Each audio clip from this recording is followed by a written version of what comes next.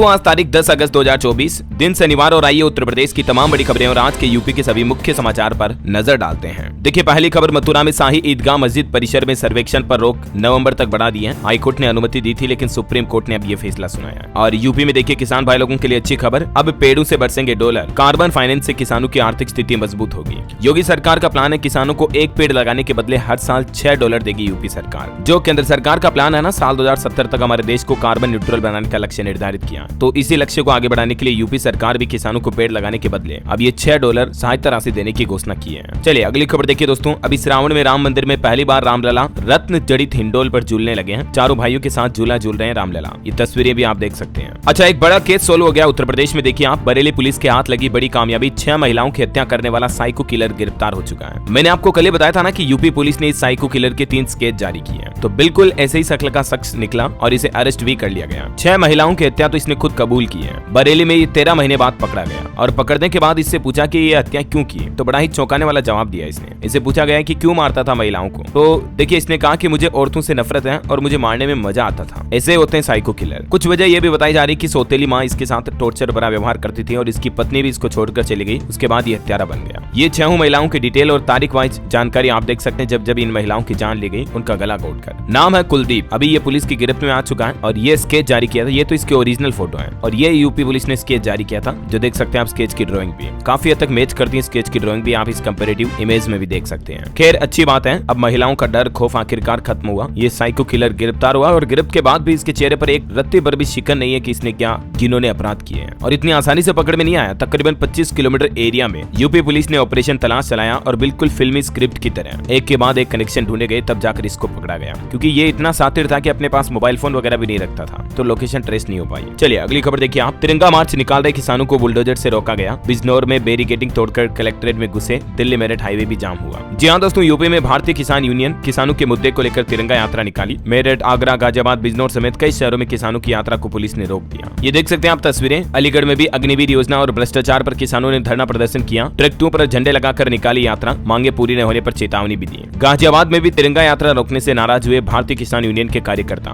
दिल्ली मेरठ मार्ग पर लगाया गया जाम, जगह जगह भारी पुलिस फोर्स तैनात की गई। बस्ती में भी देखिए मांगों को लेकर ट्रैक्टर पर तिरंगा लेकर निकले किसान। 20 अगस्त को अफसरों से बातचीत करेंगे और समस्याओं का समाधान कराया जाएगा। चलिए अगली खबर देखिए दोस्तों, अध्यापकों के ट्रांसफर पर लगी रोक हाईकोर्ट ने हटाई। इलाहाबाद हाईकोर्ट ने अध्यापकों के समायोजन व तबादले की प्रक्रिया कार्यवाही पूरी करने की छूट दी। वहीं मुख्यमंत्री योगी आदित्यनाथ ने कुश्ती प्रतियोगिता में पहलवानों का बढ़ाया हौसला। विजेताओं को पुरस्कृत भी किया। बोले कि खेल भी अब भविष्य संवारने का बेहतर जरिया है। सीएम योगी कल शुक्रवार को गोरखनाथ मंदिर के मेला परिसर में नाग पंचमी के अवसर पर आयोजित 2 दिनों के प्रदेश स्तरीय सीनियर प्राइज मनी पुरुष कुश्ती प्रतियोगिता के समापन और पुरस्कार वितरण समारोह को संबोधित किया और इस दौरान ये बातें कही। चलिए खबर है दोस्तों, स्टूडेंट की शिकायत के लिए नमस्ते BHU मोबाइल ऐप लॉन्च किया गया। 40,000 से ज्यादा टीचर और छात्रों को होगी सहूलियत। सूचनाएं भी मिलेगी इस पर। वह देखिए जालौन में भी शिक्षकों ने निकाली बाइक रैली। मुख्यमंत्री को ज्ञापन भेजा, कहा कि सरकार जल्द बहाल करे पुरानी पेंशन, चिकित्सा सुविधा भी उपलब्ध कराए। बरेली में वक्फ बिल को लेकर मुस्लिम जमात ने समर्थन दिया। मौलाना साहबुद्दीन रजवी बोले कि ये बिल मुसलमानों की गुर्बत को दूर करेगा। मतलब भले ही दोस्तों संसद और सदन में कांग्रेस, सपा समेत कई विपक्षी पार्टियां इस बिल का विरोध कर रही हैं, लेकिन उत्तर प्रदेश में तो अब वक्फ बोर्ड संशोधन बिल को मुस्लिम जमात ने खुला समर्थन दिया। उल्टा कहा कि ये मुसलमानों की गरीबी को दूर करेगा। जो केंद्र सरकार वक्फ बोर्ड को लेकर संशोधित बिल लाई है ना, इसको लेकर ये समर्थन जताया। वैसे आपको बता दूं, अभी इस वक्फ बिल को लेकर जो विरोध किया जा रहा है, इसी बीच लोकसभा स्पीकर ने 31 सांसदों की एक JPC कमेटी बनाई है और इस कमेटी में मुस्लिम नेता असुद्दीन ओवैसी समेत कई नेता शामिल हैं। देखिए वक्फ बोर्ड संशोधन के बिल के लिए ही 31 मेंबर्स की JPC कमेटी बनाई। इसमें 10 तो राज्यसभा सांसद भी हैं, है ना, और ओवैसी के साथ सपा के मोहिबुल्ला और कांग्रेस के इमरान मसूद को भी इसमें शामिल किया गया है। वैसे सरकार जो वक्फ बोर्ड में बदलाव करने जा रही है, नए और पुराने कानून में क्या 4 बड़े अंतर होंगे, जिसकी डिटेल भी आप देख सकते हैं इन पॉइंट्स में, है ना। चलिए रेल यात्रियों के लिए अच्छी खबर है। माता वैष्णो देवी दर्शन के लिए स्पेशल ट्रेन चलेगी। लखनऊ से होकर गुजरेगी। रक्षाबंधन पर चंडीगढ़ के लिए भी ट्रेन चलाई जाएगी। और खबर है NGT में उपस्थित हुए दोनों नोएडा ग्रेटर नोएडा प्राधिकरण के CEO। जवाब देर से दाखिल करने पर बेंच ने नाराजगी जताई। अगली सुनवाई 21 अगस्त को होगी। वहीं देखिए दोस्तों, वाराणसी नगर निगम में चलाया जाएगा हर घर तिरंगा अभियान। जोनल कार्यालय से पार्षदों को मिलेगा तिरंगा। प्लास्टिक बैन पर व्यापारियों के साथ बैठक भी की। और बड़ी खबर है, आजमगढ़ में जाली नोट के साथ हिस्ट्री सीटर अरेस्ट हुआ।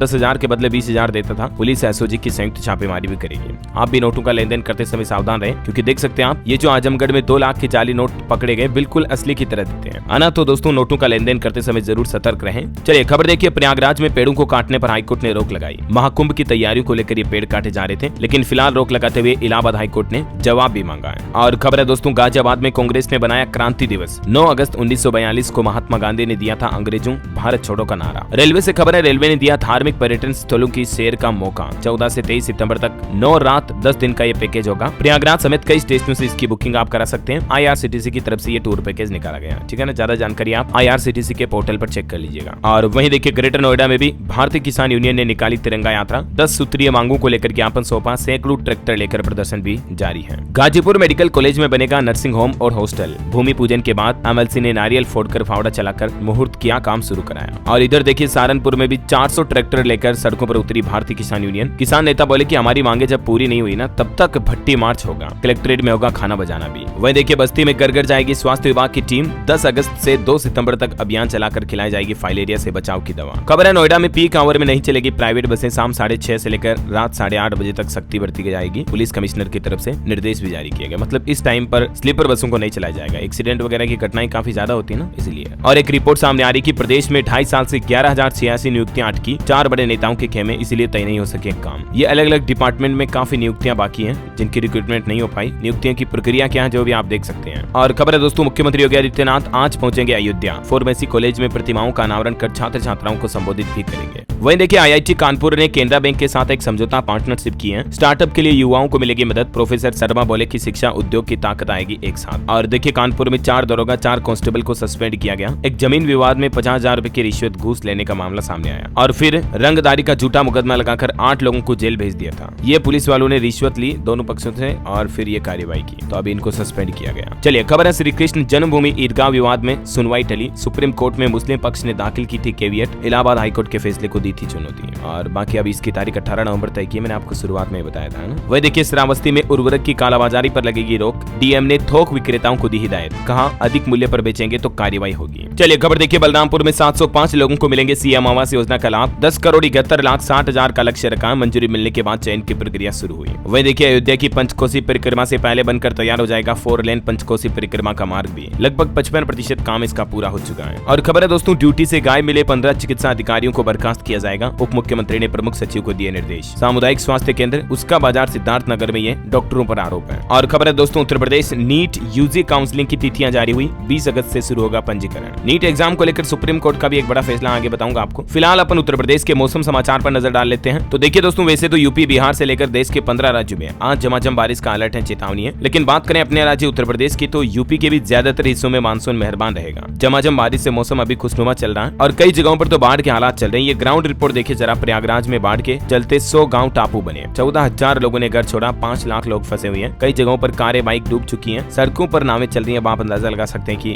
बाढ़ का लेवल कितना भयंकर है। इधर बाराबंकी में भी कई सरकारी स्कूल समेत 30 मकान सरयू नदी में बह गए। वाराणसी में घाट किनारे 500 मंदिर भी डूब गए। प्रदेश में 4 दिन और अच्छी बारिश की चेतावनी है यूपी में, तो सावधान रहिएगा, है ना। चलिए अगली खबर देखिए। देश के प्रधानमंत्री नरेंद्र मोदी आज 10 अगस्त को केरल राज्य जाएंगे। यहाँ वायनाड में भूस्खलन प्रभावित इलाकों का दौरा करेंगे और पीड़ितों की मदद का आश्वासन भी देंगे। वहीं PM मोदी इसी महीने 23 तारीख को यूक्रेन का भी दौरा करेंगे। शांति दूत बनकर जाएंगे यूक्रेन प्रधानमंत्री नरेंद्र मोदी। चलिए खबर है दोस्तों, बैंकिंग कानूनों में संशोधन से जुड़ा विधेयक लोकसभा में पेश हुआ। ग्राहकों को 4 नॉमिनी की सुविधा मिलेगी। मतलब अब बैंक खाता वाला कोई भी एक उत्तराधिकारी के बजाय 4 उत्तराधिकारी रख पाएगा। सरकार बैंकिंग का ऐसा नया कानून ला रही है और इसके पीछे वजह ये दोस्तों कि हमारे देश में बैंकों में अनक्लेम्ड अमाउंट की संख्या काफी ज्यादा बढ़ रही है। मतलब ऐसा पैसा पड़ा है, ऐसे बैंक खाते हैं जिनका दावा करने वाला कोई नहीं है, अनक्लेम्ड मनी है। तो इसी पर रोक लगाने के लिए सरकार अब एक खाते के 4 नॉमिनी जोड़ने की सुविधा देगी, है ना। और वहीं देखिए मानसून सत्र में लोकसभा में 12 सरकारी बिल पेश किए गए, जिनमें से 4 पास हुए। बजट पर 27 घंटे चर्चा हुई। 15 बैठकें हुई। सदन 115 घंटे चला और कुछ यूं 18वीं लोकसभा का पहला मानसून सत्र समाप्त हो गया। खबर है दिल्ली के मंत्री मनीष सिसोदिया 17 महीने बाद तिहाड़ जेल से बाहर आए। आते ही इन्होंने कहा कि संविधान की वजह से मुझे जमानत मिली। और इधर जमानत देते हुए सुप्रीम कोर्ट ने कहा कि सुनवाई पूरी करने के लिए जेल में नहीं रख सकते इन्हें। तकरीबन 530 दिनों बाद ये मनीष सिसोदिया को आजादी मिल पाई जेल से। चलिए पेरिस ओलंपिक पर अच्छी खबर आ रही दोस्तों। भारत को 6ठा मेडल भी मिल चुका है। रेसलर अमन सहरावत ने ब्रॉन्ज मेडल दिलाया भारत को। उन्होंने कहा कि मैं अपना पदक माता पिता और देश को समर्पित करता हूँ। वहीं गोल्डन बॉय नीरज चोपड़ा भी आपको पता होगा एक दिन पहले सिल्वर मेडल जीते थे। तो PM मोदी ने उनको फोन किया, बातचीत की। प्रधानमंत्री ने कहा कि नीरज आप खुद गोल्ड हो, बधाई भी दी। हरियाणा के मुख्यमंत्री ने भी वीडियो कॉल करके कहा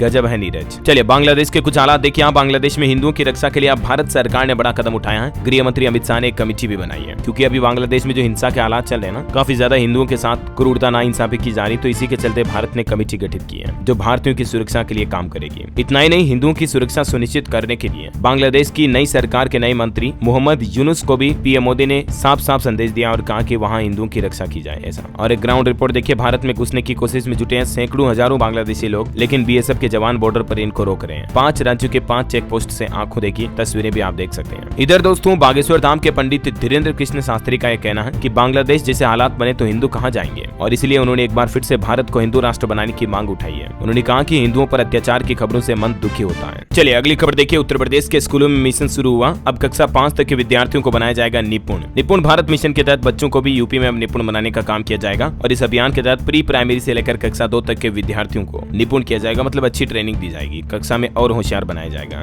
विद्यार्थियों को इससे कई लाभ भी मिलेंगे, देख सकते हैं आप डिटेल। चलिए ऑटो इंडस्ट्री से अगला अपडेट आ रहा, मारुति कंपनी ने अल्टो K10 की 2500 गाड़ियों को वापस बुलाया। स्टीयरिंग और गियर बॉक्स असेंबली में खराबी के कारण कंपनी ने इन्हें रिकॉल किया। अगर आपके पास भी अल्टो K10 है और कोई दिक्कत आ रही है तो आप जरूर शोरूम पर चेकअप करवा सकते हैं, फ्री रिपेयर होगी है ना। चलिए सरकारी नौकरी पर अपडेट है, रेलवे में एक और बम्पर भर्ती निकली है। पैरा मेडिकल स्टाफ के पदों पर आवेदन मांगे जा रहे हैं, और इसमें आवेदन 17 अगस्त से शुरू होंगे, इस महीने आने वाली 17 तारीख से, जो कि अगले महीने 16 सितंबर तक अंतिम तिथि रहेगी, ठीक है ना। 1376 पदों पर वैकेंसी निकली है टोटल। चलिए अगला अपडेट देखिए, स्वतंत्रता दिवस से पहले दिल्ली पुलिस को बड़ी सफलता मिली। ISIS का एक आतंकी गिरफ्तार हुआ। NIA ने इस पर 3 लाख का इनाम रखा था। दिल्ली से ये अली रिजवान को गिरफ्तार किया गया। मोस्ट वांटेड की लिस्ट में था ये दिल्ली पुलिस में, जिसे अरेस्ट किया गया। और वहीं 15 अगस्त से पहले NIA को एक और कामयाबी ये मिली कि UAE से भारत लाया गया बब्बर खालसा का एक आतंकी। चलिए खबर है दोस्तों NCPCR का अपडेट देखिए, स्कूलों में राखी, तिलक, मेहंदी वगैरह ये लगाने पर बच्चों को उत्पीड़न ना कर सकेंगे अब स्कूल वाले, क्योंकि राष्ट्रीय बाल अधिकार संरक्षण आयोग के प्रमुख ने कहा कि स्कूलों में आजकल तिलक, मेहंदी, राखी वगैरह लगाकर आने वाले बच्चों का उत्पीड़न किया जा रहा, तो अब ये नहीं कर पाएंगे। इस संबंध में सभी राज्यों के शिक्षा विभाग को निर्देश भी जारी कर दिया है ना। और NCPCR का ये भी कहना है कि बच्चों को शारीरिक दंड और भेदभाव पर रोक लगाए राज्य सख्ती से लागू किया जाए ये बाल संरक्षण अधिनियम कानून। चलिए इन्फ्लेशन यानी महंगाई पर एक रिपोर्ट आ रही दोस्तों। बीते महीने जुलाई में 0.20% बढ़ सकती है महंगाई दर, RBI के सर्वे रिपोर्ट में खुलासा हुआ। और भारत की GDP पर भी देखिए SBI ने चालू वित्त वर्ष में 7% की वृद्धि दर रहने का अनुमान जताया। RBI के अनुमानों से कम आंकड़ा। चलिए खबर देखिए, पिन OTP पुरानी बात हो जाएगी, अब चेहरे और फिंगरप्रिंट से भी आप UPI पेमेंट कर पाएंगे। जल्दी आपको UPI में ये नया फीचर मिलेगा, मतलब फोन पे, पेटीएम, गूगल पे वगैरह में। इसके अलावा आपके UPI में एक और नया फीचर आने वाला है, UPI अकाउंट से कोई और भी पेमेंट कर सकेगा, मतलब अब किसी को भी आप अपने UPI अकाउंट का एक्सेस दे पाएंगे। फॉर एग्जाम्पल आप अपने दोस्त, भाई बहन वगैरह को UPI अकाउंट का एक्सेस दे सकते हैं, तो वो आपके अकाउंट से पेमेंट करने का अधिकार यानी राइट्स रखेंगे फिर, है ना। चलिए रेलवे से बड़ी अच्छी खबर आ रही है, अब और तेज होगा हमारे देश में रेलवे का विकास। सरकार ने 24,000 करोड़ के 8 प्रोजेक्ट्स को मंजूरी दी है। और मोदी कैबिनेट की बैठक में कुछ और फैसले भी लिए गए। SC/ST आरक्षण में क्रीमी लेयर का प्रावधान नहीं है। 3 करोड़ नए घर बनाने का भी प्लान बनाया। केंद्रीय मंत्री अश्विनी वैष्णव ने इन फैसलों की जानकारी दी। चलिए बैंक लोन पर बड़ी खबर आ रही दोस्तों, 3 PSU बैंक्स ने ग्राहकों को झटका दिया, जिससे आपकी लोन की EMI यानी हर महीने की किस्त बढ़ने वाली है। और उन 3 बैंकों में शामिल है, एक तो केनरा बैंक, देख सकते हैं आप 12 तारीख से नए रेट लागू होंगे MCLR के। दूसरा बैंक है दोस्तों बैंक ऑफ बड़ौदा, इसमें भी कितनी बढ़ोतरी की MCLR में ये टेबल में देख सकते हैं। और तीसरा बैंक है यूको बैंक, इसके रिवाइज रेट 10 तारीख से